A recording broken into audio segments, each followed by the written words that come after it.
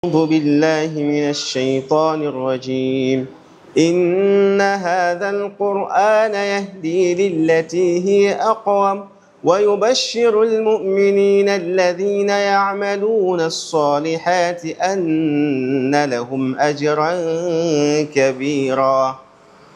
حقيقة نتشرف بدعوتكم إلى مسابقة القرآن الدولية هنا في زنجبار لتنظيم من التجارة الرابحة، وسيكون هناك حضور مهيب من رئيس الدولة ورئيس الوزراء وبعض السفراء في هذه المسابقة الدولية.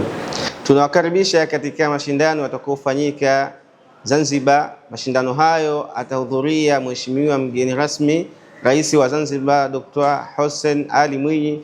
Kwa hiyo yatafanyika tarehe 31 katika msikiti wa Jamia Zanzibar Mazizini.